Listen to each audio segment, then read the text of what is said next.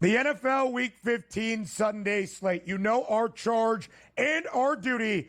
Live right here on a Football Friday on the early line. A preview, a breakdown, some betting thoughts on every single game on the Sunday slate. Bye weeks are a thing of the past now in the 2024 NFL regular season. They came to a close last week with 6 teams having an open weekend. Week 15 and beyond, the final 4 weeks of this NFL regular season. The true home stretch of week number 15 and beyond.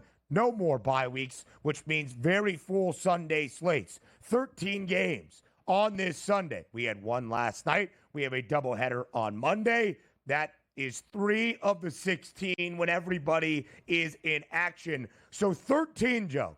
13 games on Sunday for us to preview. And in that afternoon window, the late afternoon window, 4:25 p.m. Eastern time, it's as good as you will find any Sunday of any NFL season, potentially ever. We have a game of the year potential. Game of the year 5 between 2 very short contenders and front-runners to win either their conference crowns or perhaps Super Bowl 59. In the Motor City, the Lions host the Bills. Detroit a 2.5-point favorite. The total stands, Joe, at 54.5.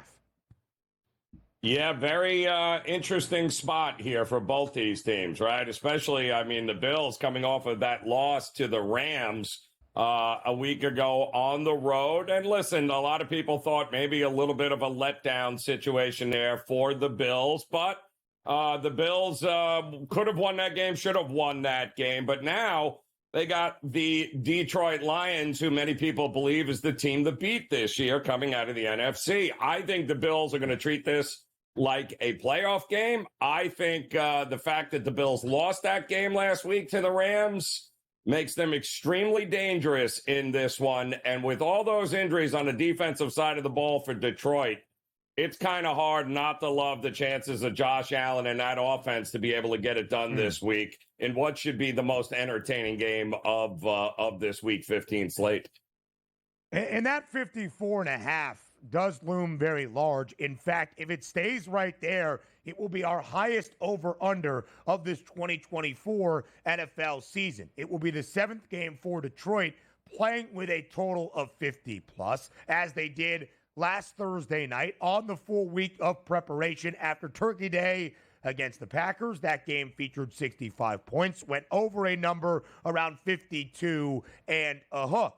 But Detroit, in its previous 6 games, with a total of 50 or higher, under in 4 of 6, it would be just the 2nd game for Buffalo at 50+, which also includes last week against the Rams in what was the highest scoring game of this NFL season, 86 combined points between the two sides. Buffalo will be an underdog. This line has worked down to 1.5 at moments throughout this week, now closer to a field goal in favor of Detroit. Joe, I don't think we expect this number to get to 3 in favor of the Lions, even by the time we reach kick on Sunday afternoon in the Motor City. But I will say this, Buffalo has been an underdog 3 times this year. They are both 1-2 straight up and against the spread. A game week 2, short week Thursday night game against Miami that the Bills won to South Florida, booked as an underdog, and won that game outright. Of course, it was where Tua Tagovailoa was injured in the 3rd quarter. But the Bills were booked as an underdog 2 more times immediately after that against Baltimore and Houston. Lost both of those games outright, did not cover. 3 games for Buffalo as a dog this year, under in all 3. But that's the Buffalo of the past. The Bills, Joe, have scored 30-plus points in 7 consecutive games. This Buffalo offense is a juggernaut right now, led by the MVP favorite in Josh Allen. Yeah, and I mean, Ben, it's interesting because the Bills have 3 losses on the season. If I'm not mistaken, all 3 of those came on the road. So they are really good at Orchard Park. They tripped up a little bit here on the road. And listen, I don't see this Buffalo team losing 2 games in a row. I do think ultimately Jared Goff at home, they have extra rest. They have the rest advantage here at this particular point. But I still think this is going to come down to which quarterback makes the plays when it matters the most. And on any given Sunday, Ben, my money would be on Josh Allen at this point and not Jared Goff. And I think ultimately that's what it's going to come down to. Their yardage props are very similar, just separated by a single yard, as you can see right there. But Jared Goff's rushing yards prop is not quite what that is of Josh Allen. In fact, Goff does not have a number listed. Josh Allen at 40.5, only 11 yards behind his lead running back in James Cook. Josh Allen, leading rusher for Buffalo a week ago, 82 yards on the ground, 3 rushing scores, also had 3 passing touchdowns, first player in NFL history with 3 pass touchdowns and 3 rushing touchdowns in the same game. Joe, what's really interesting about this one as well is those defensive woes for Detroit, but some good news because of the additional rest. Aleem McNeil has been a full participant at practice despite still being in the concussion protocol this week. Josh Paschal has been out there at practice as well for Detroit's defense because, Joe, without the defense at full strength, especially in the second half last week against Green Bay, you saw some of the issues. Green Bay scored 24 points in the second to make that a game in the Motor City on Thursday night. Yeah, and listen, it's you give Detroit all the credit in the world. They have had to overcome, one of the one of the best pass rushers, if not the best pass rusher in the NFL, and Hutchinson early on, and then Anzalone, their leader in the locker room there, their linebacker, he goes down. I mean, they are trying next man up to a point, Ben, and that works against some teams, but teams that have prolific offenses with crazy quarterbacks, that's going to be another, and that's going to get tested again this week against the Buffalo Bills. The Lions are the Super Bowl favorites entering the final 4 weeks of this season at plus 280. Buffalo, second best price to win the AFC, fourth best number to win a Lombardi trophy. What a matchup on Sunday, and it continues next. I've already mentioned a few times how awesome this late afternoon slate is on Sunday for week number 15 around the NFL. And we continue our previews and breakdowns live right here on a Football Friday on the early line on SportsGrid. At the same time, 2 marquee matchups that both could be the game of the week and maybe have a shot at being the game of the year. We started in Detroit, the Lions and the Bills. Detroit booked as a 2.5-point favorite. 54.5 is the total. How about the in-state showdown in the Commonwealth in Philadelphia? The Eagles play host to the Steelers, 2 teams that top their divisions, 2 teams that both have at least 10 wins this season. But a 5.5-point spread in favor of Philly and a much lower total than what we are expecting to see in the Motor City. 42.5 is the number between the Birds and the Steelers. Joe, we know how good Pittsburgh is as an underdog. A perfect 5-0 outright this season booked as a dog. Philly is on a 9-game heater, a win streak, but maybe with some internal conflict within that locker room. How do you break down this interconference and yet in-state showdown between Pittsburgh and Philadelphia? Well, I mean, listen, Philadelphia coming off the bye, not without drama, on a 9-game winning streak, which is so typical of Nick Sirianni and the Eagles. I can't even begin to tell you here. A disgruntled wide receiver. And again, stop me if you've heard this before here, Ben, because it feels like it's rinse and repeat. We mentioned it during the week, right? As long as the Eagles keep winning games, they'll be just fine. The problem is, this number is very strange to a lot of people because of the history of the Pittsburgh Steelers on the road as an underdog. Now, usually when we're talking about the Steelers and Tomlin as an underdog on the road, it's usually 2.5, maybe a field goal. I mean, 5.5 points on the road for the Steelers. It's almost as if the books are daring you to take the Pittsburgh Steelers, which is worrisome to me here, Ben. Listen, I think if Philadelphia plays its typical game in what they have done, they will choke out Pittsburgh because they'll make Russell Wilson be one-dimensional in the second half without, by the way, Is Pickens ready to go with that hamstring? Without having that deep threat, you make Russell Wilson one-dimensional. We know what happens there. They're not going to be able to run. Neither team, I think, is going to be to run all that much in this game. All things being equal here, I think Philadelphia is the rightful favorite. And if they win, Ben, I think they win by way more than the 5.5 points they're asking you to lay.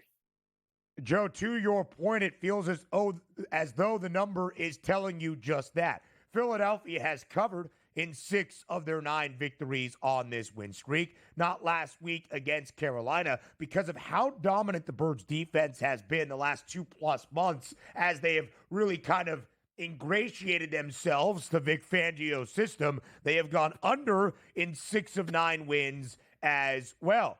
But in 6 of 7 starts that Russell Wilson has made for the Steelers, Pittsburgh has played to the over. Not your grandfather's Pittsburgh Steelers offense as of late. So, Joe, let me ask you about that 42.5. Does it feel light? Does it feel correct? If the Eagles do what the odds makers expect and win comfortably at home on Sunday, does that favor the under of 42 and a hook? Yes, it does, because I think Pittsburgh is going to find it difficult to hit pay dirt here. I mean, I think there are too many weapons right now for Philadelphia with extra rest and an opportunity to make a statement here. I think there's just far too many weapons against this Pittsburgh defense. There's not that many weapons. I mean, Najee's been great. Warren has been great. Russ has been great, but no Pickens playing from behind would worry me here in Pittsburgh. Yeah, it will be a little bit worrisome. And George Pickens, by the way, listed as doubtful. It's what Mike Tomlin told us earlier this week. Russell Wilson's number, 197.5, below 200. Joe, what's really fascinating about this game as well is that Philly aerial attack. 3 consecutive, despite winning all 3, that Jalen Hurts has thrown for fewer than 180 yards. And there has been some conversation, some drama this week, perhaps, between Hurts, the quarterback, and his number 1 wideout in A.J. Brown. The odds makers know it, too, in terms of the narrative. 80.5 against a Pittsburgh Steelers defense that does allow some pass yardage, just so you know. We'll talk more about Brown later. Hour number 2 up next. We welcome you to hour number 2 of a Football Friday, live right here on the early line on SportsGrid. He is Joe Ranieri, and I am Ben Stevens. Our charge each and every Football Friday is a preview of every single game on the Sunday slate around the National Football League, even if bye weeks are done, even if that means 13 games. We will hit on every single one. Some picks, some previews, and plenty of breakdowns in store over these next 2 hours. In the second half of this second hour, by the way, a Football Friday is never complete, Joe, without the services of Big Blue. Mike Blewett will be here as well on TEL across the Spiz Grizz network on a Football Friday. Yeah, that's going to be a fun one here. I like this Week 15 slate in the NFL is huge. And, of course, we're ramping up. Bowls start next week there, Ben, not to mention a college football playoff. And, yep, back to full slates of college basketball this weekend as well. We've got the Army-Navy game for the 125th time on Saturday afternoon in Landover, Maryland. We have a bowl game tomorrow night as well at the FBS level in the Celebration Bowl between 2 FCS powerhouses from HBCUs in Jackson State and South Carolina State. Well, we have 2 really good FCS defenses on display. But, of course, we start here in this second hour with a Week 15 Sunday slate. We talked about the marquee matchups in that late afternoon window, kicking at 4:25 p.m. Eastern Time. Plenty more still at 4:25 p.m. Eastern to look out here in this second hour. But, of course, Joe, in prime time, that should always be one of the best games on the slate for a Sunday. And it is on Sunday night in Seattle, a matchup in the Pacific Northwest between the Packers and the Seahawks. Huge implications in this game for both sides. Seattle trying to maintain its lead in the NFC West after a Rams victory on Thursday night against San Francisco. Green Bay trying to bolster its position in that wild card race within the NFC playoff standings. And as you see there, Joe, the Packers, a short road favorite in the Northwest on Sunday night. Yeah, and I mean, look, the Packers have only lost to the Lions, the Vikings, and the Eagles so far this season, right? And the Seahawks, a lot of people think at home might be getting a little disrespected here, not being the favorite in what used to be, Ben, one of the best home field advantages in all of the NFL with the 12th man there.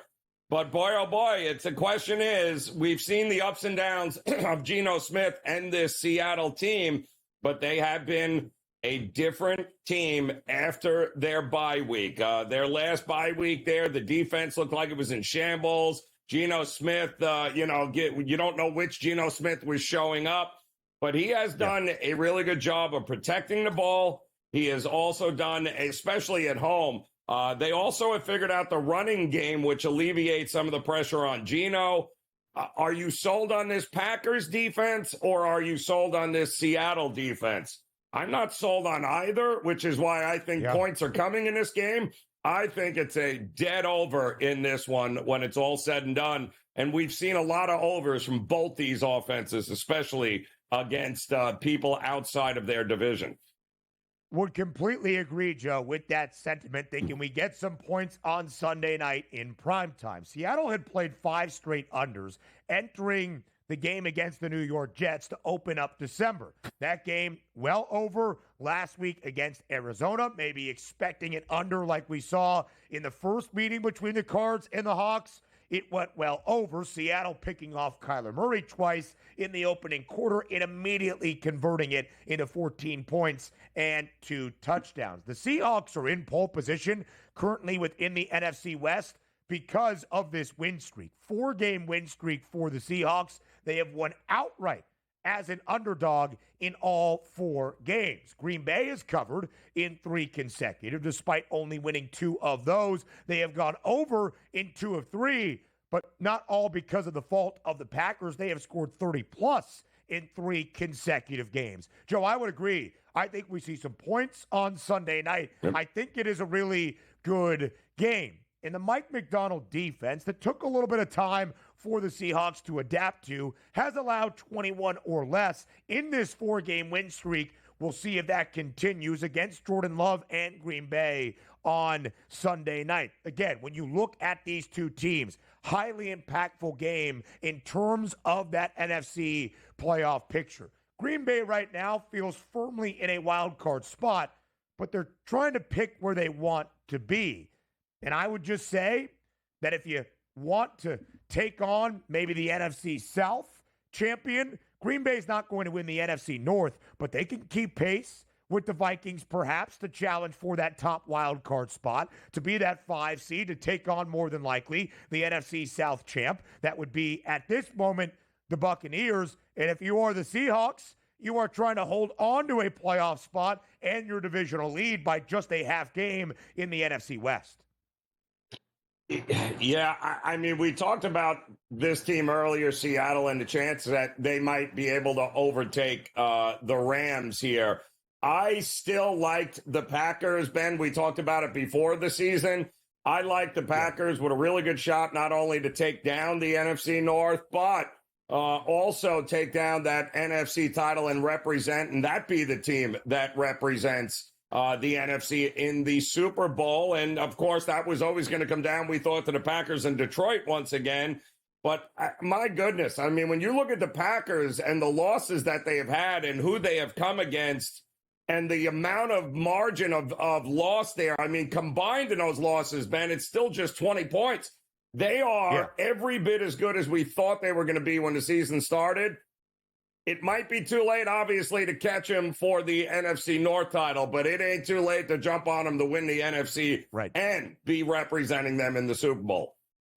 They will have a home game next Monday night against the Saints. We should expect that to be a win, as New Orleans will be with a backup quarterback more than likely for the remainder of this season. They'll have a road game against the Vikings that would be huge to determine seeding within that AFC playoff picture. And quickly, Joe, I do want to hit on that point. We showed the NFC playoff picture earlier. We showed those championship odds in that conference. It seems to be a two-team race. Detroit, the short favorite, plus 145. Followed closely by Philadelphia, less than $2 back. A larger drop-off from second to third than from first to second. The Eagles to the Packers, plus 320 for the Birds, plus 750 for the Pack. Now, Green Bay did not win a game on Thursday night against the Lions last week, but I think they proved, Joe, to your point, they can compete with anybody around this conference. Is there some viable value in Green Bay winning the conference crown within the NFC this season? Absolutely, Ben. I thought it was great value before the season started. And I think it's going to be great value here, even now at what, plus 750 here. The Packers are legit. The Vikings, obviously, we keep waiting for them to fall off, and they don't. But really, if it was anybody outside the Lions, it's the Packers for me, Ben. Yeah. Interesting. Philadelphia's defense might have something to say, but I do hear the point. Joe, a really good one in Los Angeles on Sunday afternoon as well. Again, part of this marquee 4:25 p.m. Eastern window with huge playoff implications. We can discuss more on the other side, but the Bolts a full field goal favorite against the Buccaneers on Sunday. 45.5 is the total. Tampa's won 3 straight, looking to charge and challenge the Chargers on Sunday afternoon. Is this a good game, Ben? Because the injuries once again piling up for Tampa Bay. Winfield Jr. out in that secondary, which could be problematic. And now Bucky Irvin with back issues again. I don't know how good this game is going to be. Some injuries on the other side for the Chargers as well. We shall discuss on the other side of the break up next. The 4:25 p.m. Eastern time window for the Week 15 NFL Sunday slate is as good as you will find. But will it be a good game in L.A.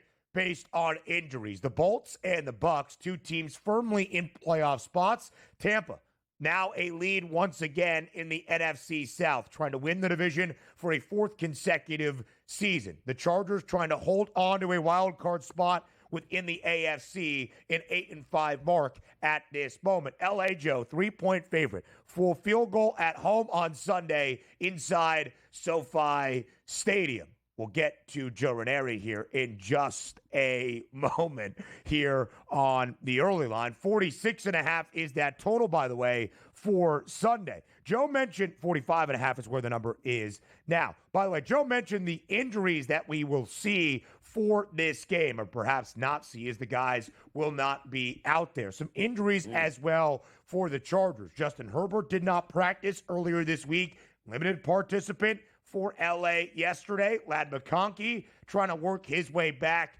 as well. Joe, if the injuries are there, and there are more injuries for the Bucs, their injury report right now reads like a novel. Who do you think ends up with a victory on Sunday in SoFi? The team that does not turn the ball over, Ben. And I think Baker Mayfield has been outstanding this year. I don't think he's getting enough credit for having to overcome a lot of injuries, especially with a couple of his biggest weapons there, and Godwin and Evans being out. But now you still got White running the ball, but, not having Bucky Irving has been a huge part of this. It always seems like they're taking 2 steps forward and 3 steps back. I think the crazy part about this, and you mentioned with the injuries, is that am I nuts to think that 45.5 is too low in this game, given the injuries that we have and given how we've seen the Chargers defense against competent offenses? I don't think this is going to be a 17-14 game, Ben. I think this is going to be a crazy shootout. And we already know Baker loves slinging it. He does have Evans, and of course, he's got his tight end. He certainly has enough weapons, but I think this game is a crazy shootout. I would even look at team totals over in this one here, Ben. The Chargers have played to the under in 9 of 13 games this year. They want to establish the run, which drains the clock. We do understand that.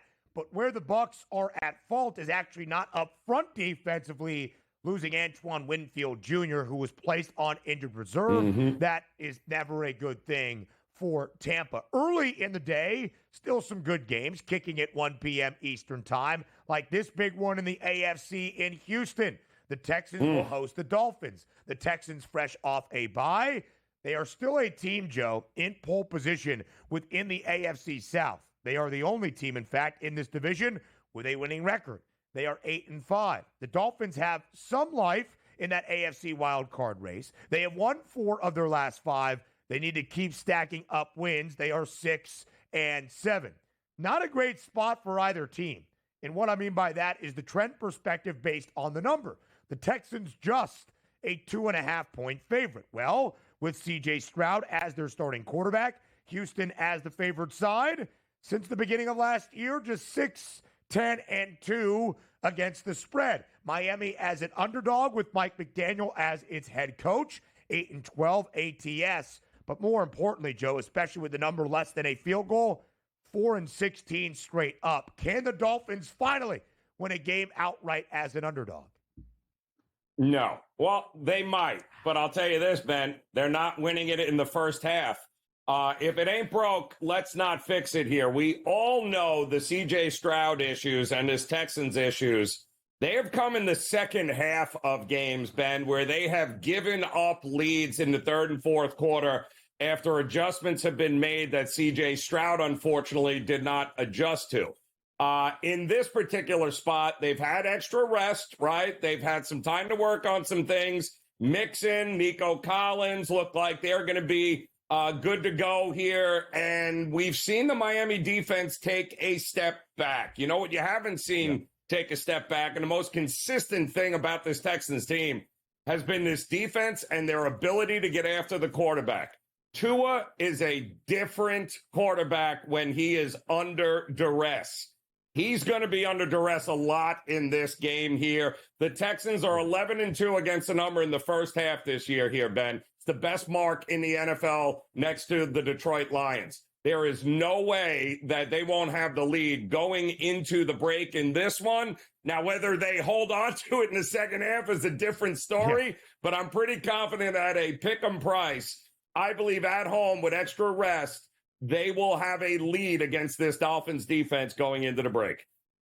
Houston minus 138 on the money line for that first half number. If you want to lay the 1.5 with Houston in the opening half, it's plus 100. Not a bad look there either. Since Tua Tagovailoa returned from IR, the Dolphins have played 5 of 7 games to the over. 46.5 is that total. So from 1 p.m. Eastern time back to the 4:25 p.m. Eastern time window, a huge one at altitude with a Broncos and Colts team both coming off a bye. If anybody is going to catch Denver in that AFC playoff picture, it's either Miami most likely or Indianapolis. Huge game for the Colts on Sunday. Big game for the Broncos to maintain that advantage for a wild card spot in the AFC playoff picture. 3.5-point spread in favor of Denver, who as a favorite this year. Joe, when Denver has been expected to win a game, they do, and often comfortably. They are perfect, 6-0 against the spread as the favorite side this season. Listen, Ben, to me, this is my favorite over of the week at 44.5. You have got Richardson now coming off a bye. Looks like the offensive line getting a little healthier for Indy. This defense of Denver over the last couple of weeks has been getting absolutely torched. And Jameis, don't look any further to what Jameis Winston did. So both of these teams, 2 of the top 4 fastest paced teams in the NFL over the last 8 weeks. I think we're going to get a ton of points in this one, Ben. I think it's going to be a good old shootout there in Denver.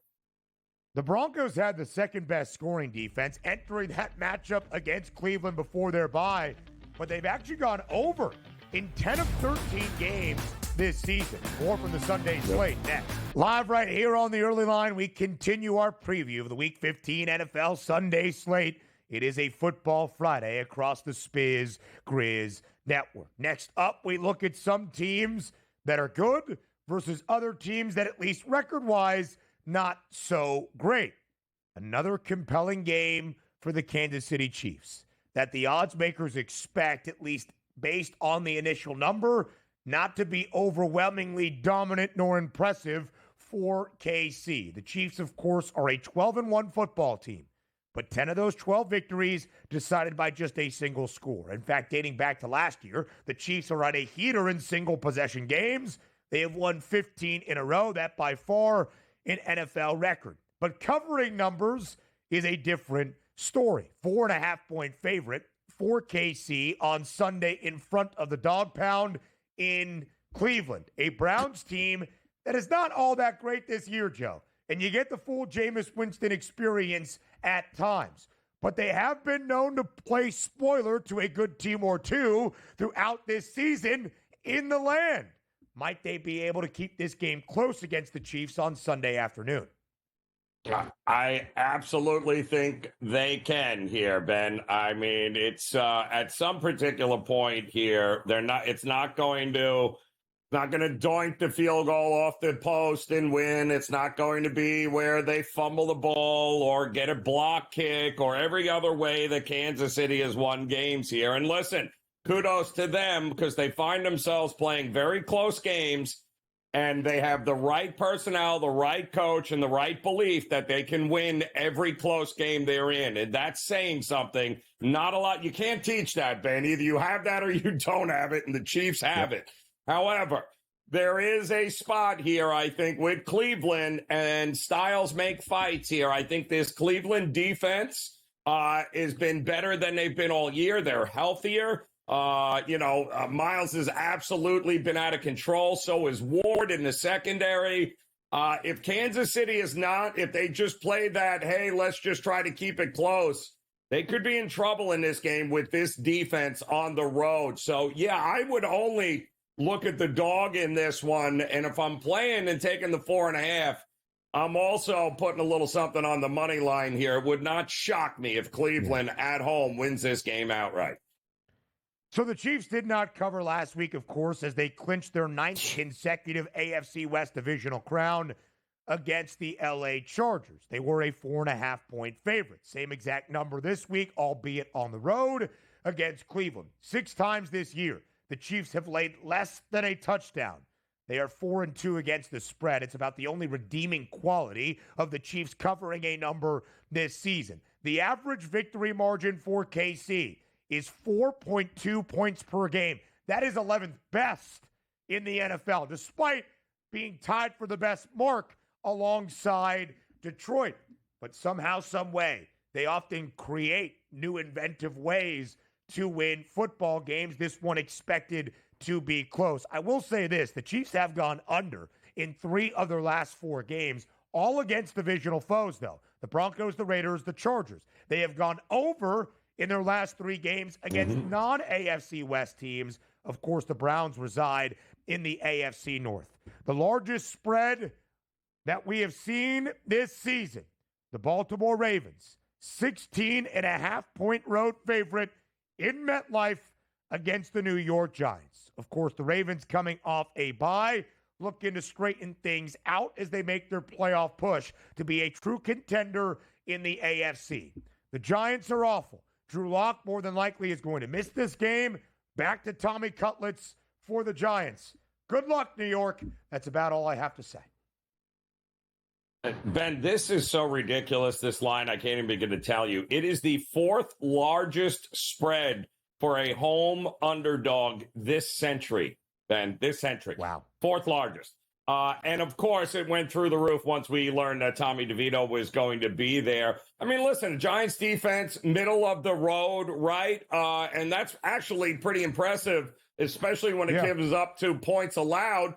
I mean, they have not quit. They have not rolled over. You're talking about an AFC versus NFC. All Baltimore needs to do is win this game.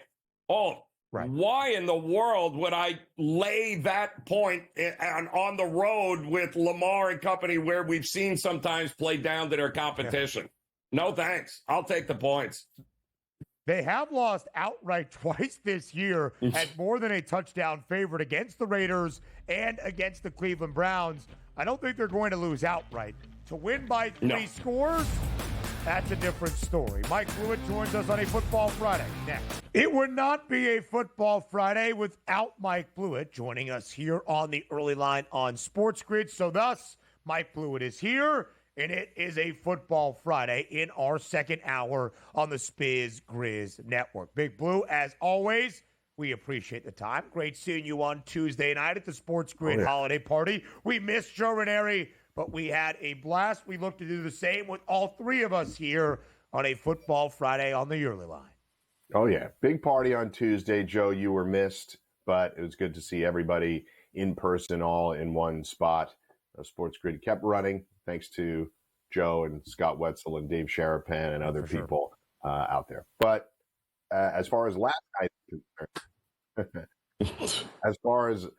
night was concerned, clearly the weather had a huge impact. I think we had 10 punts in the first 20 minutes of that game. So not a lot of action, just traded field goals in the first half. I think you saw the weather obviously had a huge impact, but another thing about those 2 teams is they both struggle in the red zone. Problem for the Niners, they ran 0 plays in the red zone last night, but the Rams struggled 0 for 3 in getting any touchdowns on the board.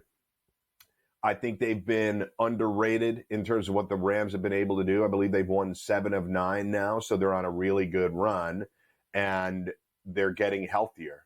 I think they're a team that could be interesting in the playoffs, if for no other reason that Stafford and those 2 wide receivers making it hell for the opposing defense. They just have to figure out a way to punch the ball into the end zone in order to be even more dangerous. But they're live for the division. They're live to win a playoff game.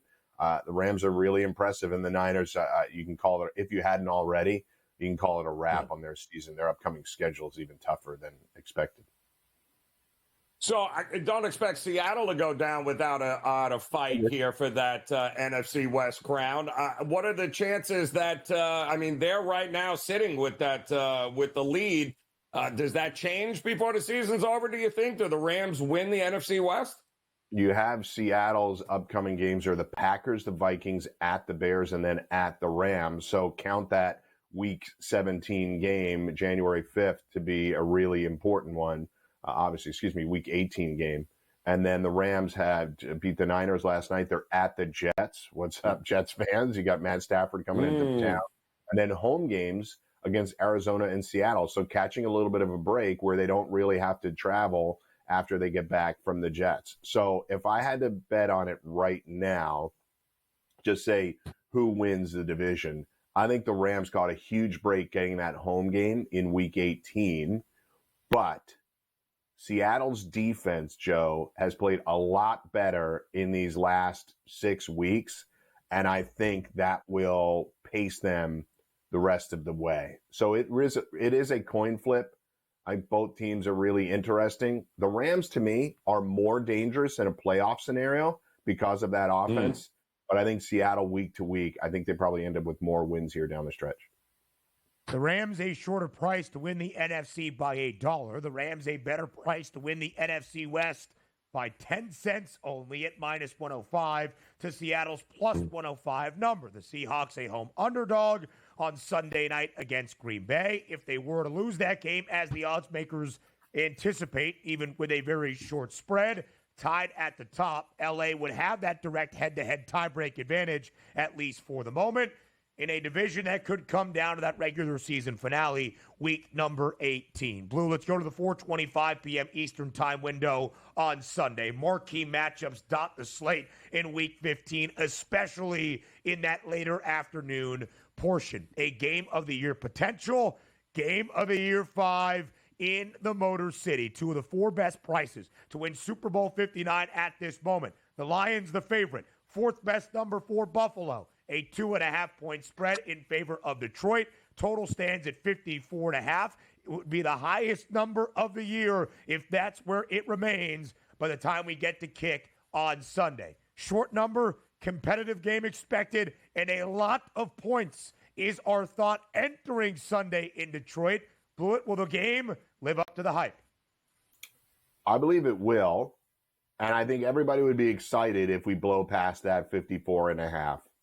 But I don't expect that.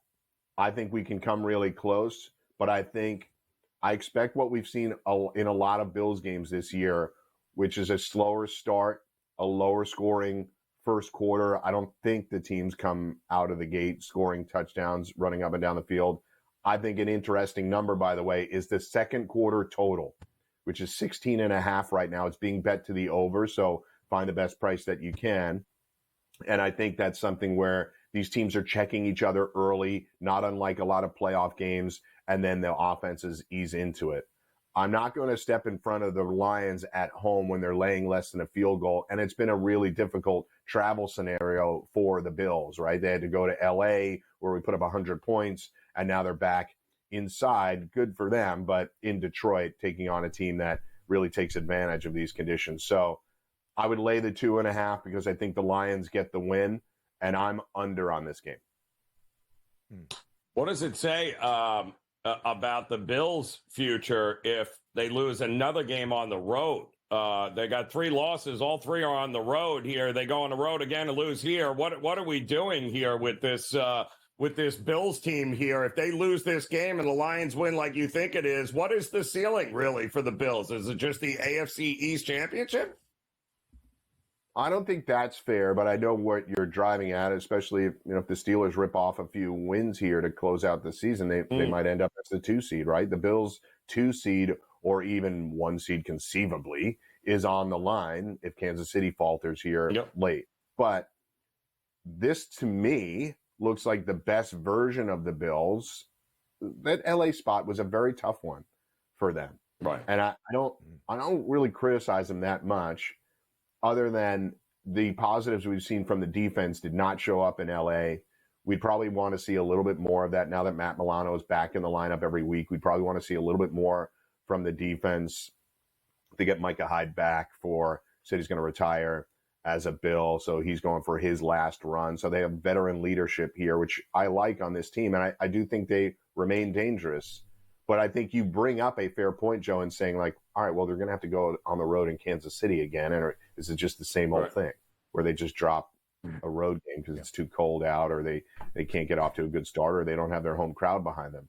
These are all fair questions to ask, but to me, this is the most dangerous that the Bills have looked some time, and at 11-6 record versus a 13-3 record, 13-4 record does not change my opinion drastically of who they are. This will be the 5th consecutive year that Buffalo has won the AFC East in the previous 4. The last 3, they have been bounced in the divisional round. They have reached the AFC Championship just once. They have been bounced from the postseason by the Chiefs in 3 of the previous 4 seasons. That is where Buffalo changes its narrative, as Mike Blewett alluded to. Blue, let's get to the in-state showdown, the Keystone Clash on Sunday in Philly. It's the Eagles and your Steelers. 5.5-point spread in favor of the Birds. Total stands at 42.5. Also in that 4:25 p.m. Eastern time window, in a monumental matchup. How do you see it playing out? So this is an ideal spot to bet on the Steelers, right? Catching 5.5 points. This is where Tomlin thrives. Even if they're not able to win the game, you'd think that the Steelers are able to keep it close. They're going to be really challenged, obviously, this week. This is a very difficult spot. But we're going to see, I think, a real test for the Steelers in that they have allowed the 4th least yards in the NFL rushing to their opponents. So can they really step up and stop this rushing attack? Because Philly's passing attack was broken last week and has been broken for a while. So it's good against good when it comes to this. I'll take the points here, though. Yes, it certainly is. We'll talk the quarterbacks and a couple of other matchups on the Sunday slate in just a moment as Football Friday continues with Mike Blewett up next. So many marquee games in that 4:25 p.m. Eastern time window. We talked about the game of the year 5 potential in Detroit, Lions and the Bills. We're talking about the Keystone Clash in Philly between the Eagles and the Steelers, live right here on a Football Friday on the early line on SportsGrid. Blue, we talked about the number, right? The Steelers a 5.5-point road dog.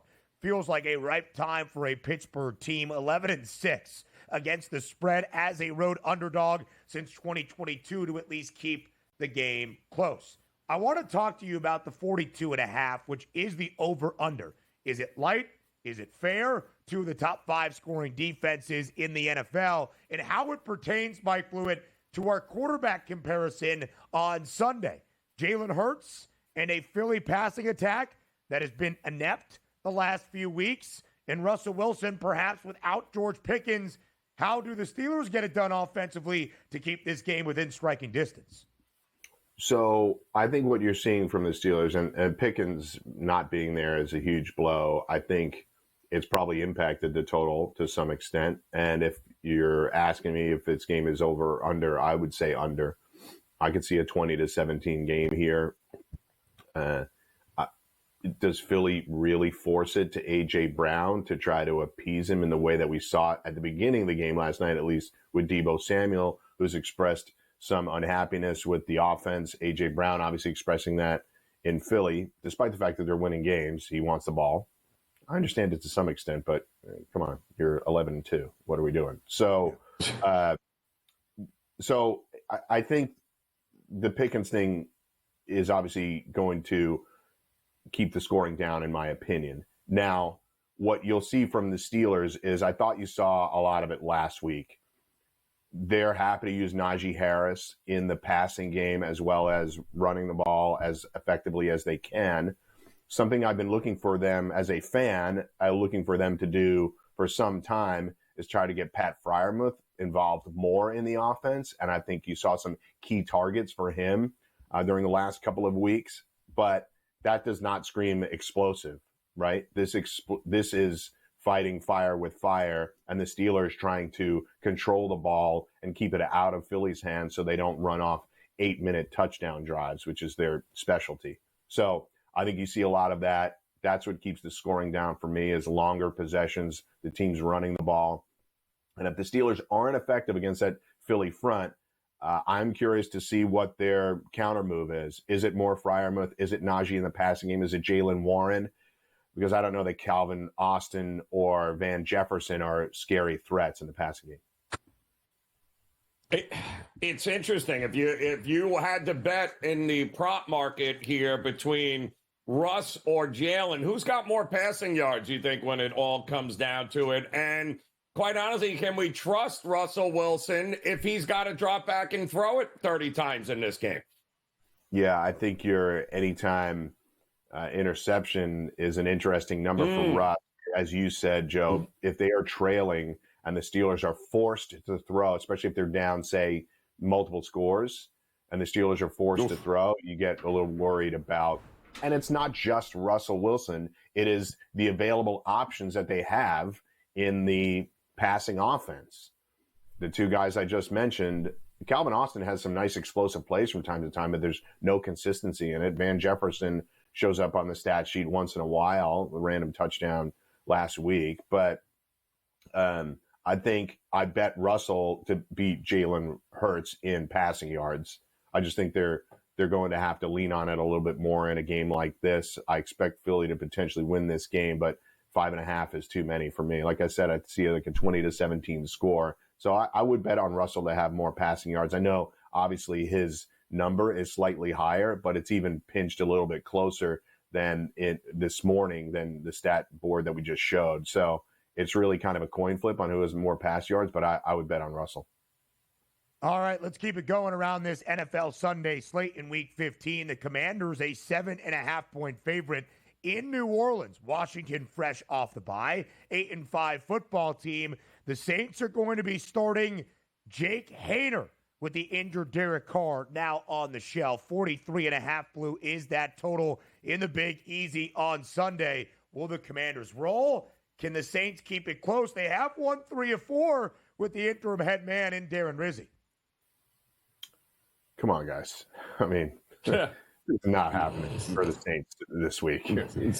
I get that 7.5 is a lot. And Joe, you and I are going to be talking about this. If the Saints score first, big live betting opportunity for the Commanders. They're coming off a bye. They desperately need this win. I'm trying not to be influenced myself because I have the Saints under their win total for the year, but I just don't think they get this. That Giants game was gross. One of the worst games we've watched this year. Luckily, the Titans and Jaguars were on at the same time, so they overshadowed how bad the Giants-Saints game was. But I think this is an opportunity for an alternate spread here for the Commanders. You can get -9.5 it goes up to, and you can get plus money. So I'd be looking at something like that. I think the Commanders get a 10-point win or more. Do we trust Arizona, Blewett, to get it done against New England? Because I certainly don't. I don't. That game last week was just, I think it changes your whole opinion of them, right? We had been backing them, Joe, really on the show on Sundays, talking about them consistently and how they're playing hard, the defense is getting better, and then it just all falls apart. I just don't know if a team like New England has enough fight left in it for the rest of the year. Release KJ Osborne. There's just a lot of things surrounding the team that make me worry that they are now playing out this string. The good news is they have an energetic young quarterback, and maybe he can make some plays. 6.5 is too many, though. I think that's what you're driving at. It's too many. I think you take advantage of New England here to keep it close. And again, live betting opportunities there. If New England scores first, you can get Arizona at a shorter number than laying a full touchdown. As we would have expected, the Pats have been an underdog in every game this year. They started 1-6 against the number. Now they are 4-2 against the spread so far this season. We've got 3 more games of our 13 from Sunday to break down for you. We will do so next to round out the Sunday slate here on the Early Line. You're going to see the caption for this game. Is it correct in terms of its headline? That's what we have to ask to Mike Blewett. We've got 3 more games on this NFL Sunday slate to wrap up. We will do so here to end out the second hour.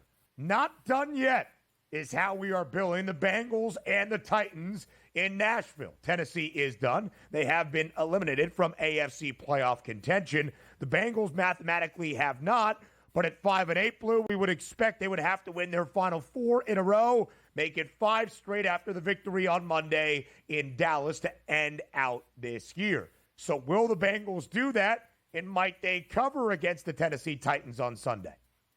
I like the Bengals here, 46.5. The Bengals are going to have to do a lot of heavy lifting to get there because I don't think Tennessee can help them anymore. The game the other day, the interesting thing about that game is how short it was. Remember, Joe, we were tracking the first half was over in an hour, and the game was done in 2 hours and 40 minutes against the Jags. Tennessee plays a lot of short games. They're punting the ball quite a bit. They don't have a dynamic passing offense. They have a ton of penalties. The only reason their games go long at all is they commit a ton of penalties. And I think the Bengals are the team that everybody's been talking about, frankly. They have a dangerous offense. Their defense can't get it done. But against a team like this, I think they do get it done. Obviously, we don't love to lay points on the road, but I think this number is too light. And I think you just lay the points here and look for Cincinnati's team total over, which is sitting right now at 26.5. So I think they can get to 27. A 27-10, 27-17 victory keeps you under, they cover, and you get the Bengals total. What are we expecting from the Cowboys, Blewett? I mean, they invent ways to lose games, which is great, but they certainly have been playing better football, but so is Carolina. So who do we trust in this game? So it's fascinating, right? In you saying that they invent ways to lose games. It's true. The only other time I've seen something like that happened on Monday, was the Cowboys on that Thanksgiving Day game when Leon Lett slid in the snow. And it's literally the only other time I've seen something like that happen. Just don't touch the ball and we're going to win this. And they did it about 30 years apart. So in terms of their chances to win this week, it's a great landing spot for them, I suppose. Cooper Rush has been good at times, but Bryce Young's transformation this year is probably one of the cool second-tier stories in the NFL this year, right? People were ready to cast him aside, and Carolina's going to have to draft somebody again, but he's played pretty well since he came back. He's been good. I think Carolina is a far more energized team now than the Cowboys. You see Micah Parsons is upset. They lose to Marion Overshown for the season. In fact, he might be out for all of next season as well based on the severity of their injury, which is awful for him because he's shown to be a really impactful player. I can't believe the Panthers are laying points to the Cowboys, but this is where we are in the season. And I just don't know if the Cowboys have anything left. And if they continue to play like this and make mistakes like that and drop a game here, I think it does start to change. I think it does start to cement Mike McCarthy's fate if they don't win this game. Listen, we buried the lead in this game, gents. This is the first time since the end of 2022, 33 consecutive games, that Carolina will be booked as a favorite, snapping that 33-game skid, if you will, or streak, booked as an underdog. They have covered in their last 5 games entering. Dallas, not mathematically eliminated. In fact, the only game on Sunday that features a matchup of 2 teams that are already out of playoff contention is in Jacksonville. The Jags host the Jets. 3.5-point spread in favor of Gang Green. Total 40.5. Fluent, I am making you give us a pick for this bottom feeder battle. Which way do you go? I think you're crazy to bet on either team at this point. Seriously. The Jets. That's what I asked, Mike. Joe said. Yeah. Joe said the Cowboys invent ways to lose. The Jets are right there. The Jets are right there with inventing ways to lose and throwing 98, 92-yard pick sixes to defensive linemen to swing games. If you made the team, I would lay the points with the Jets. I think the Jags have nothing left. They can't really run an offense at all. But my favorite bet in this game would be the Jags team total under 18.5. If Aaron Rodgers keeps it clean, I think the Jags will not get to 19 points. I don't know how they would with Mac Jones still starting a football game. They won last week in Nashville with 10 big ones. Mike Fluid, we'll see you Sunday. Thanks for being here. Hour number 3 is up next.